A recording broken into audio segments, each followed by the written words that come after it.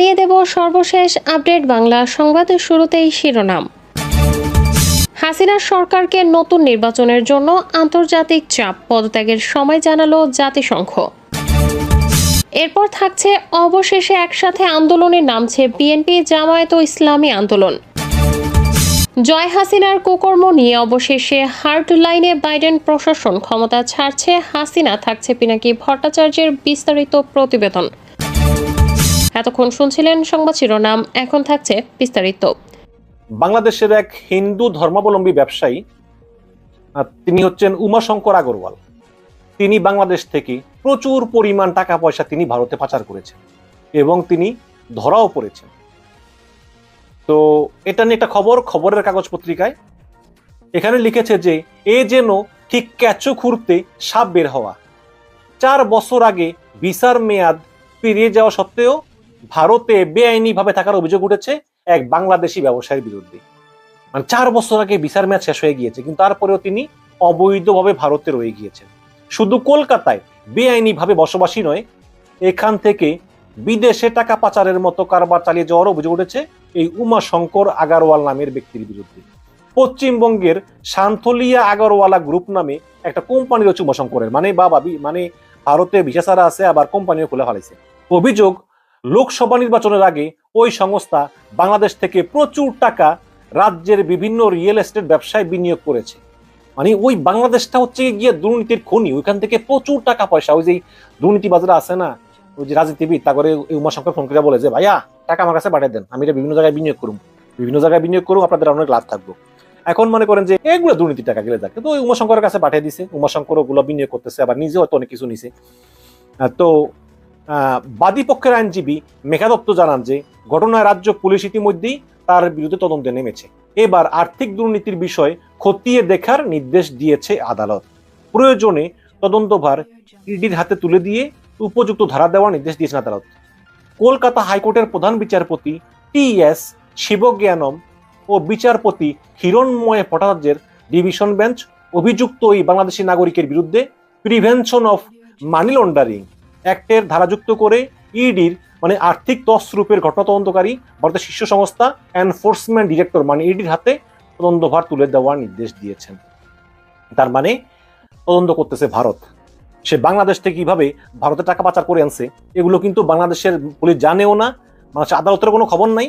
কিন্তু ভারত কিন্তু দেখেন ভারতের হাতে ধরা পড়ছে, এবং ভারত যে এনফোর্সমেন্ট ডিরেক্টর যে ইডি, তাদের যে সর্বোচ্চ যে পুলিশের যে তদন্তকারী সংস্থা, তাদের হাতে এই মামলা তুলে দিয়েছে। তার মানে এই মামলার একটা বিশাল গুরুত্ব আছে। এই মামলায় অবিলম্বে আর্থিক তছরূপের ধারাযুক্ত করতে হবে বলে আবেদন জানিয়েছেন ওই আইনজীবী। তার দাবি, বিভিন্ন জঙ্গি সংগঠন এবং চোরা কারবারি এই অর্থের সুবিধাভোগী। উমাশঙ্কর আগরওয়ালের বিরুদ্ধে কলকাতা পুলিশ আগেই শতপ্রণোদিত এফআইআর দায়ের করে তদন্ত শুরু করেছিল। তাকে গ্রেপ্তারের পর আলিপুর আদালতে তোলা হলে তিনি অবশ্য জামিনও পেয়ে যান। বাবা, যদিও আদালতে উমাশঙ্করের পাল্টা অভিযোগ যে তাকে ফাঁসানোর চেষ্টা করা হয়েছে, পুলিশ ইতিমধ্যেই জামিন খারিজের দাবিতে হাইকোর্টের অন্য একটি বেঞ্চে আবেদন জানিয়েছেন এবং জুলাই মাসে সেই মামলার শুনানি রয়েছে। তার মানে ওই উমাশঙ্কর কিন্তু বাইরে, এখনো জেলে পাঠাননি, কারণ আদালত জামিন দিয়ে দিয়েছেন। মুসলমান হলে জামিন কতটুকু পেত সেটাও কিন্তু একটা প্রশ্ন, তাই না? একটা মুসলমান বাংলাদেশ থেকে যাবে ভারতে, তাকে কোর্টে তোলা হবে, তিনি আবার জামিন পাবেন, পেতেও পারেন, জানি না, তবে অসম্ভব ব্যাপার বলেই মনে হয়। এদিকে আদালত সূত্রে জানা গেছে যে ওই ব্যক্তির কাছে বাংলাদেশের পাসপোর্ট রয়েছে, কিন্তু তার ভিসার মেয়াদ উত্তীর্ণ হয়ে গিয়েছে। তদন্তকারীদের আশঙ্কা যে তিনি আত্মীয় স্বজনের সঙ্গে হাত মিলিয়ে বিপুল পরিমাণ অর্থ বাংলাদেশ থেকে পাচার করে এনেছেন, একাধিকবার বদল করেছেন ঠিকানাও। বাদী পক্ষের আরেক আইনজীবী রাজদীপ প্রামাণিক জানান যে একটি ডেভেলপিং সংস্থার পার্টনার ব্যবসায়ী উমাশঙ্কর আগরওয়াল পশ্চিমবঙ্গের ক্ষমতাসীন তৃণমূল মানে শাসক দলের যে মমতা বন্দ্যোপাধ্যায় দলের কয়েকজন নেতার সঙ্গে ঘনিষ্ঠ সম্পর্ক গড়ে তুলেছেন। সেই ব্যবসায় তিনি প্রচুর টাকা অবৈধভাবে বিনিয়োগ করেছেন, বাংলাদেশ থেকে এনেছেন। উল্লেখ্য যে এর আগেও স্টেট সিকিউরিটি কন্ট্রোল অর্গানাইজেশন বা এসএসসিওকে বিষয়টি নিয়ে তদন্ত করার নির্দেশ দিয়েছেন কলকাতা হাইকোর্ট।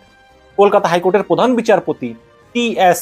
শিবজ্ঞানম এবং বিচারপতি হিরণময় ভট্টাচার্য গত বৃহস্পতিবার জানান যে প্রাথমিকভাবে বেআইনি আর্থিক লেনদেনের কথা জানায়নি এসএসসিও।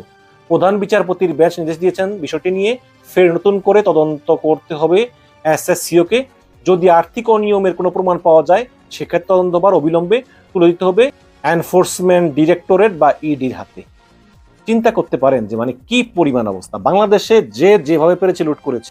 এখন এই যে উমাশঙ্কর আগারওয়াল, বাংলাদেশের যেসব অনেক বড় বড় রাজনীতিবিদ, তারা আসলে এই টাকাগুলো সরাইতে পারতেছে না। এই টাকাগুলো তারা করে কি, এই রাজশাহীর মেয়র এই যে খায়রুজ্জামান লিটন, তারপরে এই যে তার যে বন্ধু, ভারতীয় বন্ধু, এদের মাধ্যমে বিভিন্ন শিপিং কোম্পানির মাধ্যমে, মানে শিপিং কোম্পানি খুলে এই আন্ডার ইনভয়েসিং, ওভার ইনভয়েসিং মাধ্যমে এগুলো ডলারে কনভার্টেড করে এগুলো ভারতে পাচার করে দেয়। ভারতে পাচার করে দিলে এই যে উমাশঙ্কর আগারওয়াল, তিনি আবার করেন কি, ওদের নামে নামে নামে নামে বিভিন্ন জায়গায় জমি জমা কিনে রাখেন। এগুলো ভারতে হচ্ছে, দুবাইতে হচ্ছে। এই যে দুবাইতে আরাব খান বড় জুয়েলারির মালিক, এগুলোর মালিক তো বেনজির, তাই না? তো এইরকম আছে, এরকম অবৈধ লোকেরা এভাবে বিভিন্ন জায়গায় জায়গায় ওদের লোকের নামে বেনামে জমি কিনে। এখন প্রশ্ন হচ্ছে যে ভাই, যদি যার নামে কিনে সে যদি মাইরা দেয়, এখন মাইরা দিলে দিল, কারণ এটা তো সৎপথে টাকা না, এটা তো অবৈধ টাকা, এটা তো ইনকাম করতে তো আর ওর কোনো সমস্যা হয় নাই। আর এতটুকু রিস্ক তো নিতেই হবে, এছাড়া তো আর কোনো উপায় নেই, তাই না? তো এইভাবে এই লোকগুলো টাকা কামায়, কিছু করার নেই আসলে। এই সরকারের পরিবর্তন না হলে হাসিনার পক্ষে কিন্তু ক্ষমতায় থেকে দুর্নীতি নির্মূল করা সম্ভব না, কারণ সেই তো বড় দুর্নীতিবাজ, তাই না? তো এভাবে দুর্নীতি চলতে থাকবে যতদিন হাসিনা ক্ষমতা থাকে। ধন্যবাদ।